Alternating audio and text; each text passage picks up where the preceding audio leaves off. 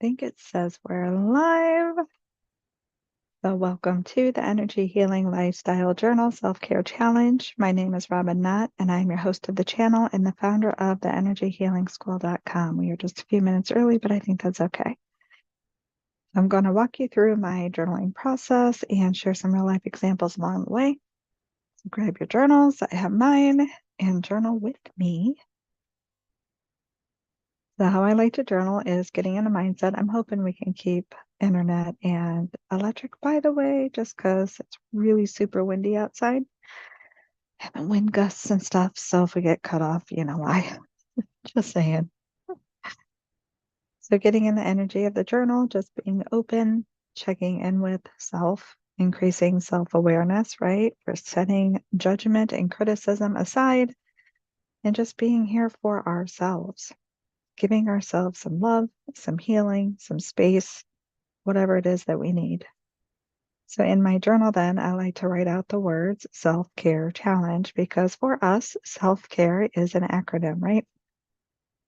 And I underline the letter of the day, which today it's the letter A, which stands for acceptance. And then in my healing system, it's the letter O in best you for observer. So it's all governed by third eye chakra energy. So again, having our intuition, increasing our self-awareness, being able to observe from that higher vibrational energy, from that higher sense of self, kind of like from our soul, right? From spirit, the source of unconditional love. So again, it's not blame, shame, and guilt. It's not the critic who's paying attention to point out all the little flaws and errors or mistakes or perceived flaws, errors, and mistakes. It's just to have the awareness to see, are we good? Or does something need our attention? And if it does, it's not blame, shame, and guilt, it's not criticize and judge, it's acceptance, accepting it as it is to say, okay, there's something, and holding the space and taking the next steps, right? So then writing out the journal prompt for today. So today is how do you accept mistakes as an overachiever? So overachiever or perfectionist has been kind of the theme for the week, right? And it gets challenging because what first came to my mind was I didn't accept mistakes. I like imploded on the inside, which then projected out too. So I'm not sure what it really looked like on the outside because I wasn't in observer mode. I wasn't even like considering that method or that skill. I was just reacting. So when I made a mistake, I reacted. And again, it felt like I imploded, right? Exploding on the inside. And apparently, what was projected out is it appeared that I was angry with other people, but I was angry with me. It's just all that energy, right? That energy of anger and all kinds of other emotions that was imploding inside and overflowing out looked like anger on the outside. Other people assumed I was mad at them, and I wasn't. I was mad at me because I wasn't supposed to make mistakes, right? Because I'm not a human, not in a human body having a human experience or anything. Just perfection as a, yeah. And the limitations, as you know, that comes along with that, because then we have a more difficult time trying to learn from those experiences when we're focused more on beating self up because that mistake occurred. But I was writing about that in a journal. Let me check and see where I left off. The implosion, feeling like a complete failure. But awareness is key. So as I just mentioned, at that point in time, I didn't have that awareness. I wasn't really like I was aware enough with myself to know that I was mad at myself, to know that I was really hard on myself, but I justified it in my own mind. So I wasn't aware in that sense of, getting above it, detaching from the humanness of it to just look at it for what it is in that observer mode, right? Just increasing my own awareness and awareness of the process. And then again, the learning experience that comes along with that. So in doing this, ideally, we're increasing that awareness to see these patterns, the patterns that go along with being an overachiever, the patterns that come along with perfectionism, right? Patterns of codependency. So then detaching from the hamster wheel, shifting and expanding perspective. So one step, if you will, again, is the awareness. It's not the only step, right? We're not saying, acceptance. It's not the only step of acceptance. It's not saying, okay, that's just the way it is. I accept it and just continue to repeat it. We know we're accepting it so that we're releasing any resistance around it so that we can get off the hamster wheel of beating ourselves up and then deciding what we want to do next, right? Is it something that I can just expand my perspective and choose something different and see the opportunities in it? Or is it something that goes a little bit deeper that needs my attention and that I need to hold space for? Or maybe I need to journal on a little bit more, see where it comes from, right? Let's see. And then checking in with the source of unconditional love. Because again, is blame, shame, and guilt, does that align with the energy of the source of unconditional love? No, of course not. Being a judge or critic, does that align with the source of unconditional love? Nope. Nope. These are opportunities, right?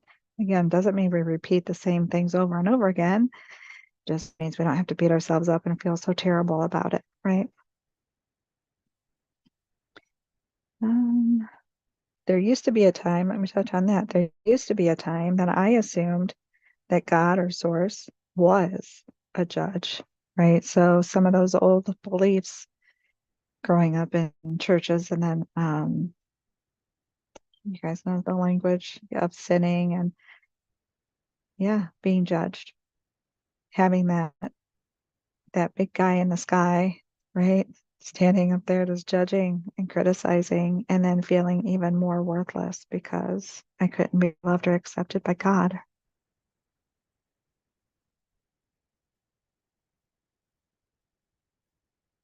And when that means something to you, right, that hits deep.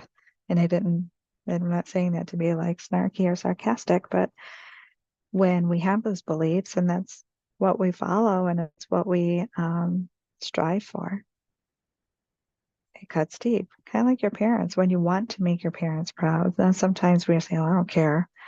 Doesn't matter, right? Who cares what they think?